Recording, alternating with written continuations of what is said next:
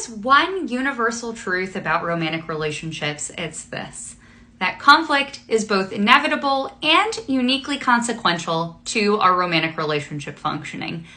And if you don't know me, I'm Dr. Rachel Vanderbilt, and I've been studying conflict for a little over 9 years now. And my research centers the kind of conflict that is very difficult to resolve, and we call those a serial argument. But conflict is one of those areas of advice that I think has a lot of misinformation perpetuated about it on TikTok. And so I would love to answer any questions you have about conflict. And today I want to share with you a little bit about the trajectory of this research because although I might be a little bit biased, I think it's pretty interesting. So this phenomenon of a serial argument was first studied in 1985 by researchers Trapp and Hoff. And they initially were setting out to conduct some interviews with different relationship pairs. These weren't necessarily dating partners. They could have been parents and children or friends or people in romantic relationships. But essentially, they wanted to understand a conflict experience that had started and ended. And participants had a really hard time selecting an argument that truly had resolved. And so the outcome of this set of interviews was a process model of how conflicts unfold when they are in this serialized or ongoing process that doesn't seem to actually end. And this process starts with the perception of some sort of incompatibility. And once this incompatibility has been identified, a decision point is reached where a person needs to weigh the pros and cons of approaching their partner. And something that's really interesting about this decision point is that it can be indicative of a healthy or unhealthy relationship. So if you feel like you can bring up concerns to your partner, that's a good thing. That means you are in a relationship where you can actually address issues. But if you find yourself consistently needing to avoid conversations about perceptions of incompatibilities that you're experiencing in your relationship, that can really be the sign that you're in an unhealthy moment in your relationship. If you make the decision to avoid conflict, then the conflict is over. And ultimately, you stay dormant in that argument until the incompatibility presents itself again, and ultimately you are at that decision point to address or avoid your partner. But if you do decide to approach your partner, the process of argumentation starts. And argumentation is the actual conversation you have. And we engage in particular conversational tactics and movements that progress the argument forward theoretically. And so this argumentation can be either effective or ineffective. For effective argumentation, as you have this conversation and are moving through it with purpose and thoughtfully, listening to your partner and your partner listening to you, you can move towards resolution and you end this argumentation episode. But if you ineffectively argue, you start this process of what's called heating up and cooling down. Inevitably, you start to get frustrated when you and your partner are entering moments where you're not feeling heard and they're not feeling heard, and you're talking past each other and you're being mean to each other, and you're antagonizing each other, or you're stonewalling and you're just sitting there with no affect on your face. Ultimately, that creates an emotionally charged situation. That's what heating up is referencing. And so as the argument is heating up, you either are going to continue heating up until you separate for a period of time to re-enter the conversation with a level head, or you separate and just stop talking about it altogether. In the moments where cooling down just sends you back up into the decision point to re-engage or not, and you've decided not to re-engage, then that argument again remains dormant until the incompatibility emerges again, which almost certainly it will. Now, a moment ago, we talked about how if you effectively navigate the argument, you reach a resolution. Well, resolution isn't created equal.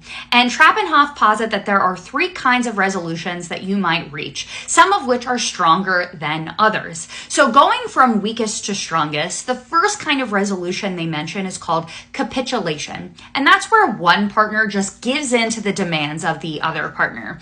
So one partner essentially wins while the other person loses the argument. Now, with capitulation, inevitably, one partner feels totally resolved and the other person feels completely unresolved.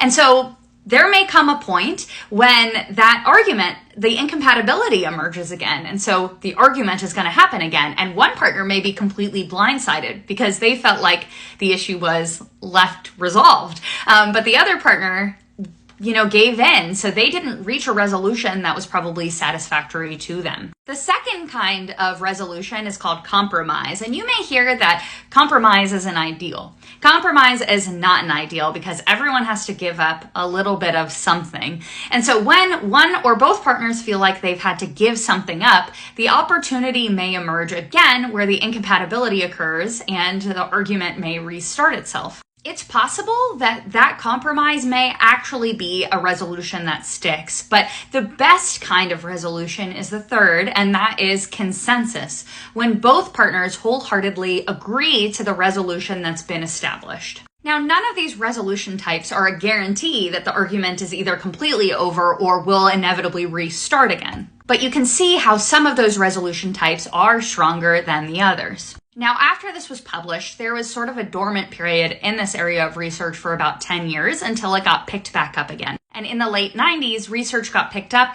in trying to understand what makes a serial argument different from a non-serial argument. And the thing that researchers sort of honed in on was that an argument may be perceived as more or less resolvable by participants. As an argument is perceived as more resolvable, it's possible that the processes that occur within the argument itself may be more positive and more likely to reach a more effective resolution because you're entering that conversation with a more positive mind state. I'm going to get through this. We are going to find a resolution and we are going to make it out on the other side. On the other hand, if you perceive your argument as low resolvability, it's difficult to resolve, you may enter that conversation like, what are we even doing here? You're already frustrated because you don't think there's ever going to be an outcome that is going to be satisfactory to either one of you. And so inevitably, the argument that's taking place is much more emotional. It's much less productive. In some ways, it's sort of a self-fulfilling prophecy where if I believe that this argument is not going to get resolved, I'm going to behave in a way that is different from if I believed it was going to be resolved. And therefore, it's less likely to get resolved because I'm more willing to express my disdain for my partner and my frustration about this issue. Now, there's been lots of different kinds of research touching on aspects of serial arguments, including the kinds of goals we have for serial arguments. So when we enter a conflict that we know is ongoing, how do my goals differ in these conflicts than if it's a one-off conflict that we've never had before, we just need to get through it? Do my goals change? What about my mental state? What about my cognitions during the argument? Are those different in a serial versus a non-serial argument? What about the process of the argument itself? Are we completely clear on how these things unfold and why they're perpetuated? What comes first? What comes after? What sorts of processes actually sustain arguments from one moment to the next?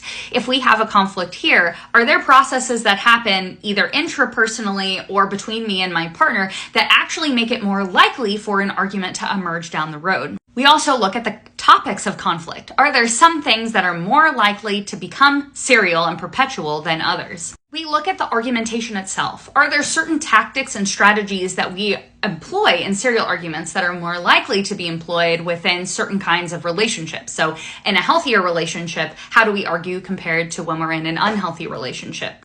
Really, conflict is inevitable in relationships where we rely on each other to accomplish tasks. And a romantic relationship certainly falls in that category. But similarly, if you are a kid who lives at home with their parents and you rely on your parents to do everything, your relationship with your parents is one in which a serial argument is ripe for occurring in. And if you think you don't engage in conflict, it's likely that you just do it right.